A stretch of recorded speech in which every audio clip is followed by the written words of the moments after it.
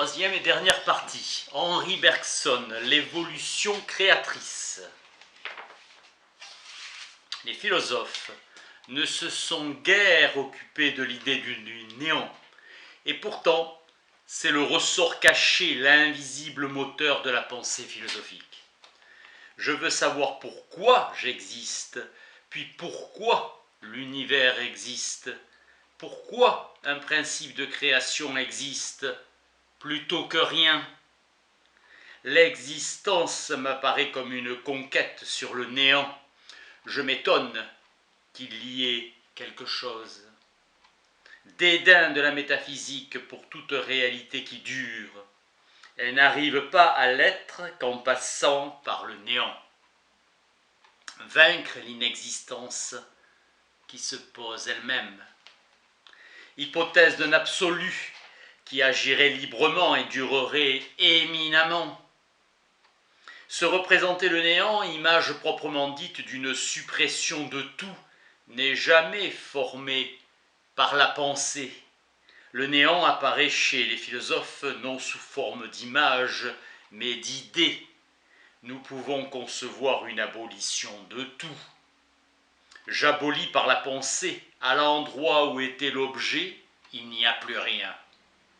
Mais il n'y a pas de vide absolu dans la nature. L'esprit abolit un objet et se représente un néant partiel. La représentation du vide est toujours une représentation pleine. L'idée d'une substitution, sentiment éprouvé d'un désir ou d'un regret. L'idée du néant absolu, entendue au sens d'une abolition de tout, est une idée destructive d'elle-même, un simple mot. Supprimer une chose consiste en fait à lui en substituer une autre. Une chose est toujours remplacée par une autre chose. L'acte par lequel on déclare un objet irréel pose l'existence du réel en général. L'affirmation porte directement sur la chose, la négation ne vise la chose qu'indirectement à travers une affirmation interposée. La négation est une affirmation du second degré.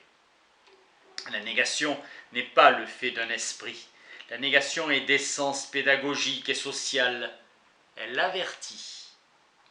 On affirmera que telle ou telle chose est, on n'affirmera jamais qu'une chose n'est pas. Pour un esprit, il n'y a pas de vide, pas de néant, pas de négation possible. L'esprit note les choses qui existent. Comment opposer l'idée de rien à celle de tout? C'est opposer du plein à du plein. Les difficultés philosophiques naissent de ce que les formes de l'action humaine s'aventurent hors de leur domaine propre. Le mouvement de notre nature, c'est pour agir que nous pensons. Les habitudes de l'action déteignent sur celles de la représentation. Toute action humaine a son point de départ dans une dissatisfaction, dans un sentiment d'absence.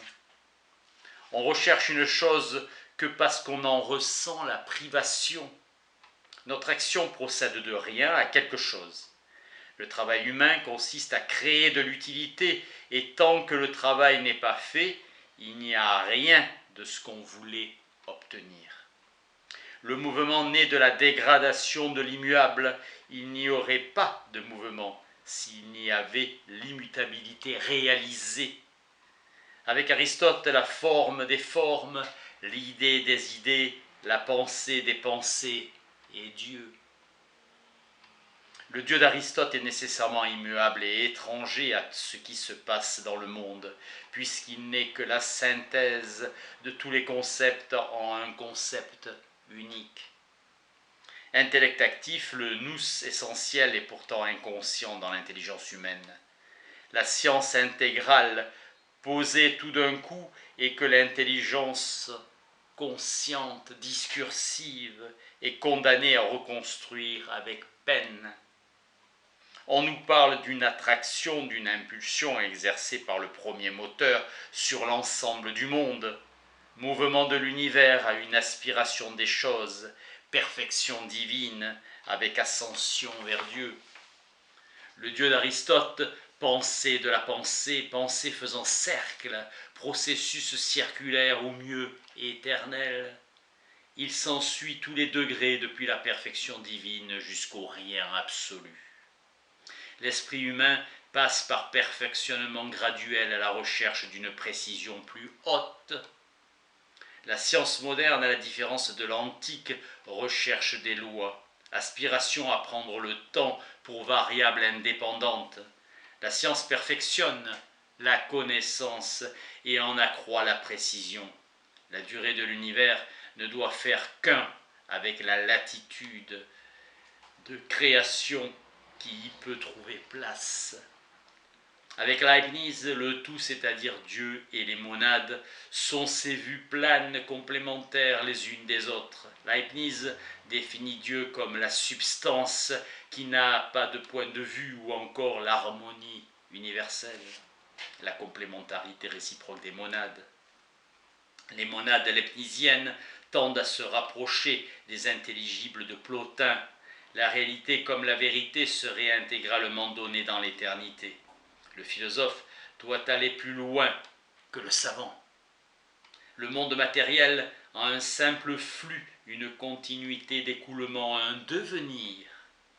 L'évolution apparaît être la détermination progressive de la matérialité et de l'intellectualité par la consolidation graduelle de l'une et de l'autre. C'est alors qu'on s'insère dans le mouvement évolutif pour le suivre jusque dans ses résultats actuels, fonction propre de la philosophie, qui n'est pas seulement le retour de l'esprit à lui-même, la coïncidence de la conscience humaine avec le principe vivant d'où elle émane. Une prise de contact avec l'effort créateur. La philosophie est l'approfondissement du devenir en général. Avec Spencer, l'évolutionnisme vrai et par conséquent le vrai prolongement de la science, pourvu qu'on entende par cela un ensemble de vérités constatées et démontrées. Fin de la troisième et dernière partie. Merci.